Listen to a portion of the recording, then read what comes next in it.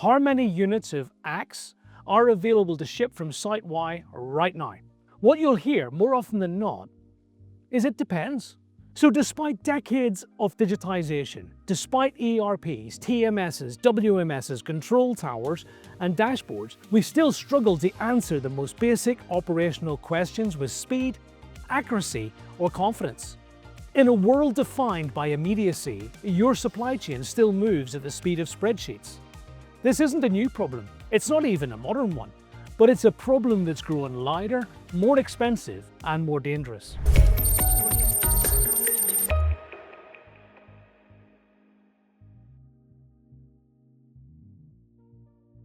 Over time, systems layered on systems, decisions become decentralized, and complexity took root. Take a typical product. It has one SKU in the UK, another in France, a local code for China, and a fourth code, legacy, from a system you retired in 2017. These all mean the same thing, but your system doesn't know that. Your team compensate manually in Excel every single week.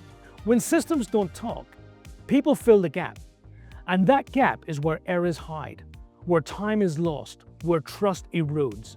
Let's explore a real-world example. A global CPG firm with over 60 distribution centers using 2 ERPs and 5 planning tools. Their demand planning team runs on a rolling forecast, but regional logistics teams schedule shipments based on actuals 3 weeks in arrear. They're making decisions on different clocks, different baselines, different truths. And it leads to stockouts despite excess inventory because they can't see it.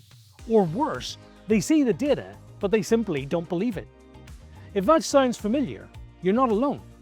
According to McKinsey, 67% of supply chain leaders say data truth is a daily issue, and over half admit they use manual workarounds for critical decisions.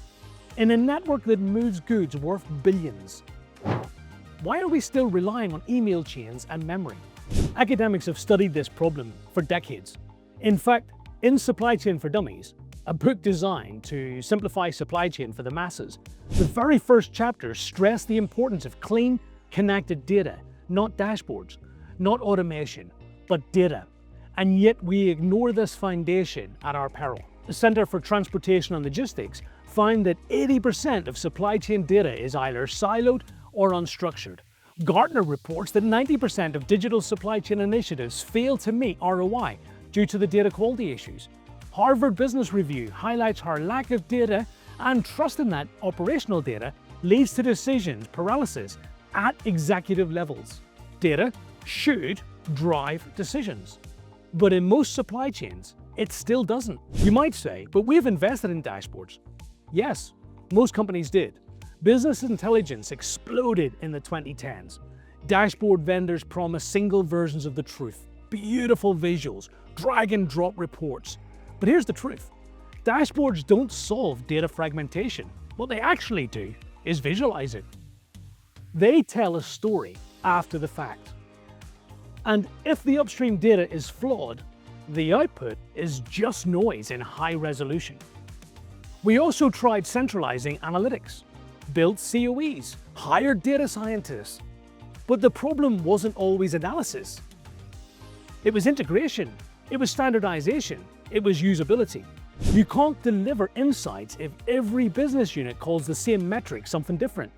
You can't generate truth when no one understands how the model got the number. You can't drive adoption if users have to learn a new interface every quarter. So let's summarize what we know. Data is foundational, but fragmented. Legacy systems and tribal knowledge dominate. Most tools focus on dashboards, not decisions. And most people still rely on workarounds, not intelligence. This is not a technology problem. It's a design problem. It's a usability problem. It's a trust problem. In the next section, we explore how breakthroughs in AI, cloud infrastructure, and applied data science give us a second chance to get this right. Because the problem is clear, but the opportunity has never been greater.